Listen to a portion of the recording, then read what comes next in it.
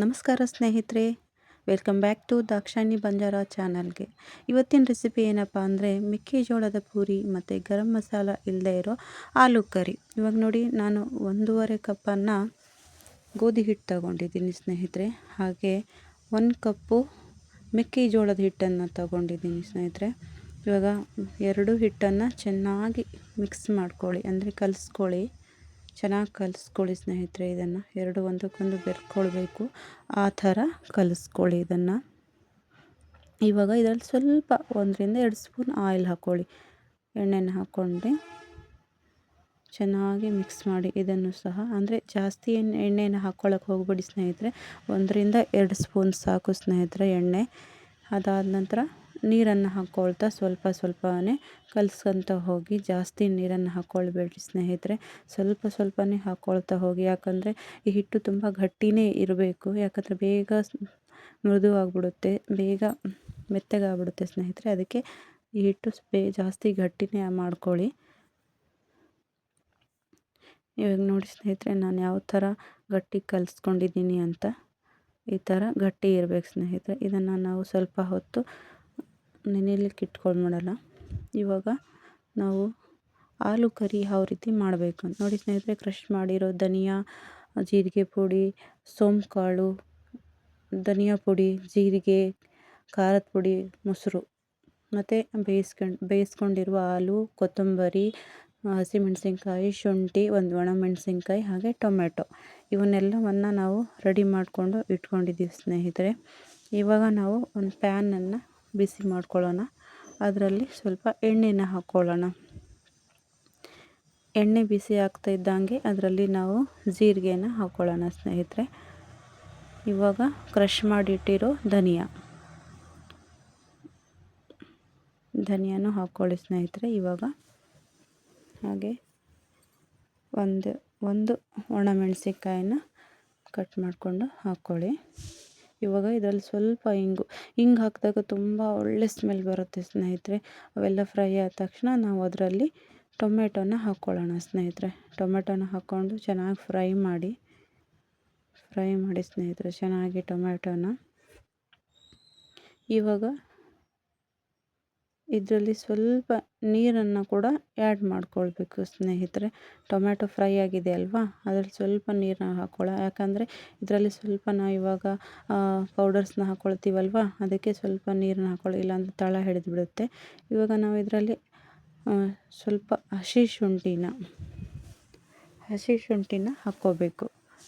ಹಾಗೆ ಹಸಿಮೆಣ್ಸಿನ್ಕಾಯಿ ಸ್ನೇಹಿತರೆ, ಏನು ಇಷ್ಟಕ್ಕೊಂದು ಹಾಕ್ತಿದ್ರೆ ಅಂದ್ಕೋಬೇಡಿ, ಹಸಿಮೆಣ್ಸಿನ್ಕಾಯಿ ಅಷ್ಟಕ್ಕೊಂದು ಖಾರ ಇಲ್ಲ ಸ್ನೇಹಿತರೆ, ಅದಕ್ಕೆ ಹಾಕ್ಕೊಳ್ತಿದ್ದೀನಿ. ಹಾಗೇನು ಇದರಲ್ಲಿ ನಾವು ಒಣ ಮೆಣಸಿನ್ಕಾಯಿ ಪುಡಿನ, ಅಂದರೆ ಖಾರದ ಪುಡಿನ ಹಾಕ್ಕೊಳ್ದೇ ಇದ್ರೂ ನಡೆಯುತ್ತೆ ಸ್ನೇಹಿತರೆ. ಆದರೆ ಹಸಿಮೆಣ್ಸಿನ್ಕಾಯನ್ನು ಕಂಪಲ್ಸರಿ ಹಾಕ್ಕೊಳ್ಳಿ. ನಮ್ಮ ಆಲೂ ಕರಿಗೆ ಇದೇ ಮೇನ್ ಖಾರ ಸ್ನೇಹಿತರೆ, ಇದರಿಂದ ಒಳ್ಳೆ ರುಚಿ ಕೊಡುತ್ತೆ. ಹಾಗೆ ಇವಾಗ ಸ್ವಲ್ಪ ಬೇಯ್ತಿದೆ ಅಲ್ವ, ಹಾಗೆಯೇ ನಾವು ಸ್ವಲ್ಪ ಒಣ ಮೆಣಸಿನ್ಕಾಯಿ ಪುಡಿನ, ಅಂದರೆ ಖಾರದ ಪುಡಿನ ಹಾಕ್ಕೊಳ್ಳೋಣ. ಖಾರ ಇಲ್ಲ ಸ್ನೇಹಿತರೆ ಪುಡಿನ. ಹಾಗೆ ಅರಿಶಿಣ ಸ್ವಲ್ಪ, ಇದರಲ್ಲಿ ಸ್ವಲ್ಪ ಜೀರಿಗೆ ಪುಡಿ, ಹಾಗೆ ಧನಿಯಾ ಪುಡಿ ಹಾಕ್ಕೊಂಡು ಸ್ವಲ್ಪ ಕಲಿಸ್ಕೊಳ್ಳಿ ಸ್ನೇಹಿತರೆ. ಚೆನ್ನಾಗಿ ಕಲಿಸ್ಕೊಳ್ಳಿ ನೀಟಾಗಿ. ಈಗ ನಾವು ಸ್ವಲ್ಪ ಉಪ್ಪನ್ನು ಆ್ಯಡ್ ಮಾಡ್ಕೊಳ್ಳೋಣ. ಉಪ್ಪನ್ನು ಹಾಕ್ಕೊಂಡು ಚೆನ್ನಾಗಿ ಫ್ರೈ ಮಾಡಿ.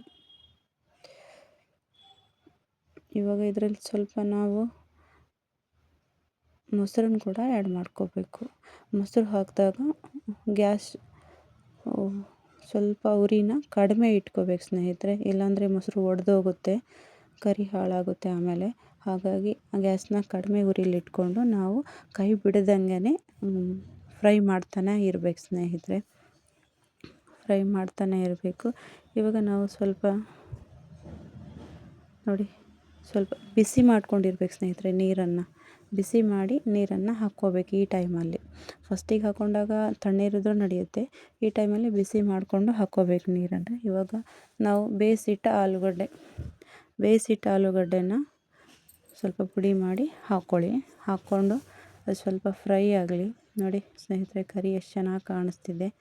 ಪುಡಿ ಆಗಿದೆ. ಹಾಕ್ಕೊಂಡ್ಮೇಲೆ ಇವಾಗ ನಾವು ಕ್ರಷ್ ಮಾಡಿ ಇಟ್ಕೊಂಡಿದ್ವಿ ಸ್ನೇಹಿತರೆ, ಜಾಸ್ತಿ ಪುಡಿ ಕೂಡ ಇರಬಾರ್ದು, ಅದು ಸೊಂಪು ಕಾಳು ಸ್ವಲ್ಪ ಪುಡಿ ಸ್ವಲ್ಪ ತರಿನೇ ಇರಬೇಕು, ಆ ಥರ ಮಾಡಿಕೊಂಡು ಹಾಕ್ಕೊಳ್ಳಿ ಸ್ನೇಹಿತರೆ. ಇದರಲ್ಲಿಂದನೇ ಈ ಕರಿಗೆ ಒಳ್ಳೆ ಫ್ಲೇವರು, ಒಳ್ಳೆ ರುಚಿ ಕೊಡುತ್ತೆ ಸ್ನೇಹಿತರೆ ಇದು. ಹಾಗೆ ನಮಗೆ ಇದನ್ನು ಹಾಕಿದಾಗ, ಸೋಂಪು ಹಾಕಿದಾಗ ನಮಗೆ ಡೈಜೆಷನ್ನು ನೀಟಾಗಿ ಆಗುತ್ತೆ ಸ್ನೇಹಿತರೆ. ಹಾಗಾಗಿ ಇದನ್ನು ಹಾಕ್ಕೋಬೇಕು ಸ್ನೇಹಿತರೆ. ಈ ಸಮಯದಲ್ಲಿ ಸ್ವಲ್ಪ ನಾವು ಕೊತ್ತಂಬರಿನ ಕೂಡ ಆ್ಯಡ್ ಮಾಡ್ಕೊಳ್ಳೋಣ. ನೋಡಿ ಸ್ನೇಹಿತರೆ, ನಮ್ಮ ಕರಿ ರೆಡಿ ಆಯಿತು. ಯಾರೆಲ್ಲ ನೋಡ್ತಿದ್ದೀರೋ ನನ್ನ ವೀಡಿಯೋಸ್ನ ಅವರೆಲ್ಲರೂ ಒಂದು ಲೈಕ್ ಮಾಡಿ, ಹಾಗೆ ಶೇರ್ ಮಾಡಿ, ಹಾಗೆ ಸಬ್ಸ್ಕ್ರೈಬ್ ಮಾಡ್ಕೊಳ್ಳಿ ಸ್ನೇಹಿತರೆ. ಇವಾಗ ನೋಡಿ ಸ್ನೇಹಿತರೆ, ನಾವು ಪೂರಿನ ರೆಡಿ ಮಾಡ್ಕೊಳ್ಳೋಣ. ಪೂರಿಗೆ ರೆಡಿ ಮಾಡ್ಕೊಳ್ತಿದ್ದೀನಿ. ಹಿಟ್ಟು ಗಟ್ಟಿಗೆ ನಾದ್ಕೊಂಡಿರಬೇಕು, ಯಾಕಂದರೆ ಬೇಗ ಮೆತ್ತಗಾಗುತ್ತೆ ಈ ಹಿಟ್ಟು. ಉಂಡೆಗಳನ್ನು ಮಾಡ್ಕೊಳ್ತಿದ್ದೀನಿ. ಉಂಡೆಗಳನ್ನು ಮಾಡ್ಕೊಂಡು ಇಟ್ಕೊಳ್ಳಿ.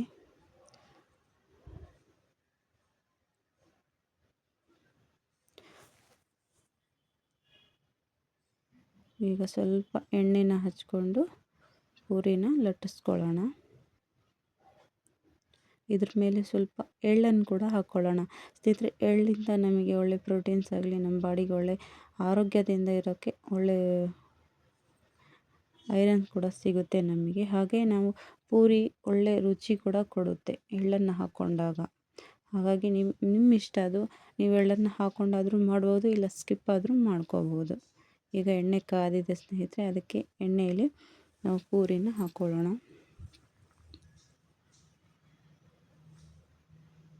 ಎಷ್ಟು ಚೆನ್ನಾಗಿ ಉಬ್ಬಿ ಬರ್ತಾಯಿದೆ ನೋಡಿ ಸ್ನೇಹಿತರೆ. ಏನಪ್ಪ ಈ ಹಿಟ್ಟನ್ನು ಹಾಕ್ಕೊಂಡ್ರೆ ಉಬ್ಬುತ್ತಾ ಇಲ್ವಾ ಅನ್ಕೋಬೇಡಿ, ನೋಡಿ ಉಬ್ಬುತ್ತಾ ಇದೆ.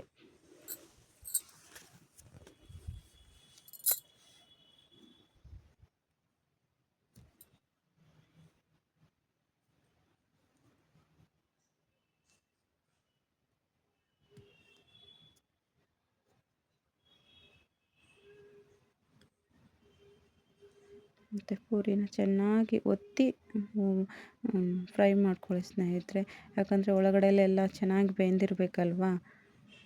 ಸ್ವಲ್ಪ ಒತ್ತಿದ್ರೂ ಕೂಡ ಪೂರಿ ಉಬ್ಬಿ ಬರ್ತವೆ. ಹಾಗಾಗಿ ನೋಡಿ, ಪೂರಿ ಕೂಡ ರೆಡಿ ಆಯಿತು. ತಿನ್ನಕ್ಕೂ ತುಂಬ ಟೇಸ್ಟಿಯಾಗಿದೆ ಸ್ನೇಹಿತರೆ ಪೂರಿ. ಇವಾಗ ನೋಡಿ ಸ್ನೇಹಿತರೆ, ನಮ್ಮ ಗರಂ ಮಸಾಲೆ ಇಲ್ಲದೆ ಇರೋ ಆಲೂ ಕರಿ ಮತ್ತು ಮೆಕ್ಕೆಜೋಳದ ಪೂರಿ ರೆಡಿಯಾಗಿದೆ ಸ್ನೇಹಿತರೆ. ಥ್ಯಾಂಕ್ ಯು ನನ್ನ ವಿಡಿಯೋನ ನೋಡಿದ್ದಕ್ಕೆ ಎಲ್ರಿಗೂ.